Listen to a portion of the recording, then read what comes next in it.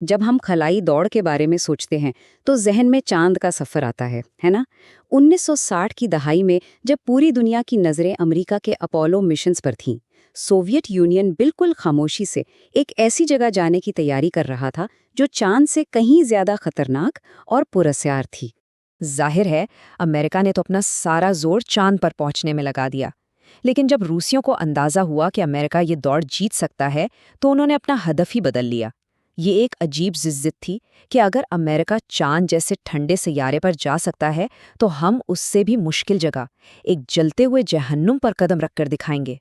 تو آخر یہ جگہ تھی کون سی؟ انہوں نے ایک ایسی منزل چنی جو اس وقت ایک بند ڈبے کی طرح تھی، ایک ایسا سیارہ جسے کسی نے کبھی اس کے گھنے بادلوں کے پار دیکھا تک نہیں تھا۔ سوال تو یہ تھا کہ آخر سوویت یونین اتنی خطرناک جگہ پر جانا ہی کیوں چاہتا تھا؟ اور وہ ہدف تھا زہرہ، یعنی وینس۔ جی ہاں، ایک ایسا مشن جو سننے میں ہی ناممکن لگتا تھا، ایک طرح سے خودکشی کے برابر، لیکن اس کا انعام بھی اتنا ہی بڑا تھا۔ تو آتے ہیں پہلے حصے کی طرف، ایک اجنبی جہنم کی دوڑ۔ آخر وینس ہی کیوں؟ دیکھیے، اس وقت سائنسدانوں کے لیے یہ ایک خفیہ ڈبہ تھا۔ سوویت یونین کا سوچنا یہ تھا کہ چاند کو تو کوئی بھی ٹیلیسکوپ سے دیکھ سکتا ہے، اس میں کیا بڑی بات ہے۔ لیکن اگر وہ دنیا کو وینس کے بادلوں کے اندر کی دنیا دکھا دیں تو یہ شاید چاند پر اترنے سے بھی بڑا کارنامہ ہوگا۔ اس وقت سائنسدان کہتے تھے کہ وینس تو زمین کا جڑواں بھائی ہے، لیکن ایک بہت بڑا فرق تھا۔ وینس کو ہمیشہ گھنے بادلوں نے ڈھانپ کر رکھا ہوا تھا اور کسی کو نہیں پتا تھا کہ ان کے نیچے کیا چھپا ہے۔ کیا وہاں پانی کے سمندر تھے، یا شاید گھنے اجنبی جنگلات، یا کچھ بالکل ہی الگ؟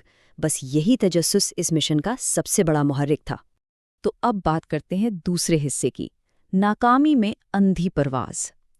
اسی جنون کے ساتھ شروع ہوا وینیرا پروگرام، جس کا نام روسی زبان میں وینس پر ہی رکھا گیا تھا۔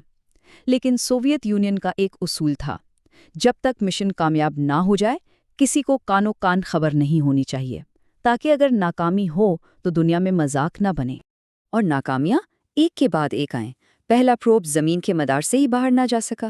وینیرا 1 سے 7 دن بعد رابطہ ٹوٹ گیا۔ وینیرا 2 تو خلا میں ہی کہیں غائب ہو گیا۔ وینیرا 3 نے تاریخ تو بنائی، لیکن صرف ایک دوسرے سیارے پر کریش ہو کر۔ اس سے کوئی معلومات نہیں ملی۔ ایسا لگ رہا تھا جیسے وینس ایک زندہ دشمن ہے جو اپنی طرف آنے والی ہر چیز کو نگل جاتا ہے۔ اور اب حصہ 3، زہرہ کی سطح پر زندہ بچنا۔ ان مسلسل ناکامیوں کے بعد حکمت عملی بدل گئی۔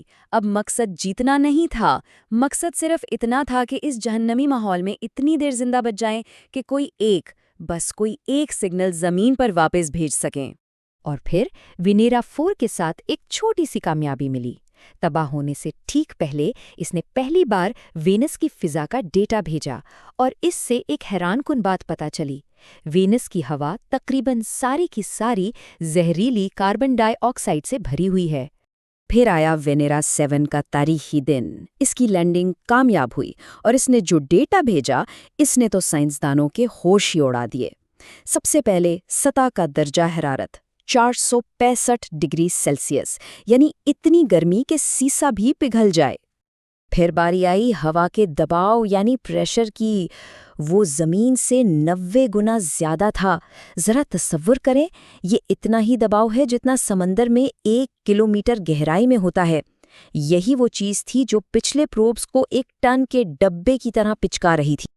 اور آخر میں ہوائیں، اوپری فضا میں 360 کلومیٹر پر آور کی رفتار سے چلنے والی طوفانی ہوائیں، اتنی تیز کہ زمین کے سب سے بڑے طوفان بھی ان کے سامنے بچے لگیں۔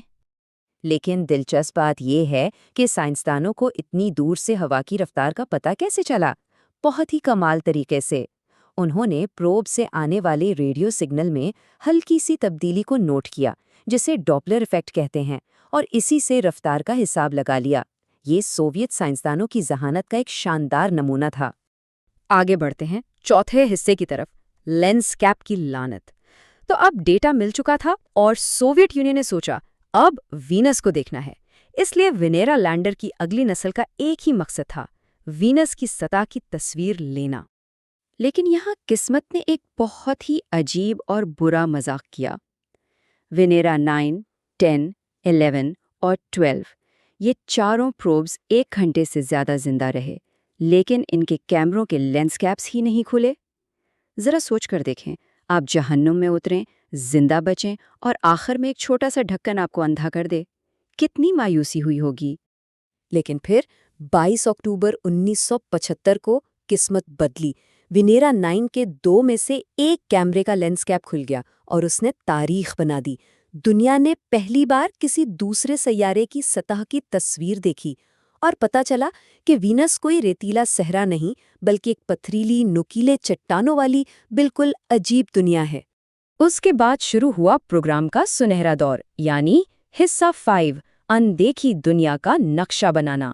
وینیرا 13 اور 14 کو اس طرح ڈیزائن کیا گیا تھا کہ وہ نہ صرف وینس کو دیکھیں بلکہ اسے سنیں اور اس کی زمین کا تجزیہ بھی کریں۔ اور وینیرا 13 نے تو کمال ہی کر دیا۔ اس نے وینس کی پہلی رنگین تصویریں بھیجیں جن سے پتہ چلا کہ وہاں کا آسمان نارنجی رنگ کا ہے۔ لیکن صرف تصویر ہی نہیں، تاریخ میں پہلی بار اس نے کسی دوسرے سیارے پر چلنے والی ہوا اور بجلی کڑکنے کی آواز بھی ریکارڈ کی۔ لیکن وینیرا 14 کے ساتھ جو ہوا وہ شاید خلائی تاریخ کی سب سے عجیب غلطی ہے۔ اس کا ایک کام مٹی کی سختی ناپنا تھا، لیکن ہوا یہ کہ جیسے ہی کیمرے کا لینس کیپ اترا وہ سیدھا اسی جگہ جا گرا جہاں مٹی کو ٹیسٹ کرنا تھا، اور اس اربوں روبل کے آلے نے زمین کی بجائے اپنے ہی کیمرے کے ڈھکن کی سختی ناپ لی۔ ان تمام تجربات کے بعد سوویت یونین نے اپنی حکمت عملی بالکل بدل دی۔ انہوں نے کہا اب سطح پر اترنا بہت ہو گیا۔ پروگرام کے آخری مرحلے میں وینیرا 15 اور 16 کو مدار میں بھیجا گیا تاکہ وہ جدید ریڈار سے بادلوں کے پار دیکھ کر پورے سیارے کا نقشہ تیار کر سکیں۔ اور اب آخری حصہ، ایک سوویت سیارے کی میراث۔ تو اس پوری کہانی سے، ان تمام کوششوں سے آخر کیا حاصل ہوا؟ وینیرا پروگرام کی کامیابیاں، جنہیں اکثر بھلا دیا جاتا ہے، آج بھی سیاروں کی سائنس کے لیے بہت اہم ہیں۔ اسی پروگرام کی وجہ سے آج ہم جانتے ہیں کہ وینس کی سطح پتھریلی ہے، وہاں کا آسمان نارنگی ہے، دباؤ ناقابل تصور حد تک زیادہ ہے، اور ہاں، وہاں کے بادل سلفیورک ایسڈ یعنی تیزاب سے بنے ہیں۔ یہ سارا علم اسی پروگرام کی بنیاد پر ہے۔ سوویت یونین نے اتنی کامیابیاں حاصل کیں اور اتنے پہلے کارنامے انجام دیے کہ کئی دہائیوں تک وینس کو ایک سوویت سیارہ کہا جانے لگا۔ آج بھی وینس کی کئی وادیوں اور پہاڑوں کے نام روسی زبان میں ہیں۔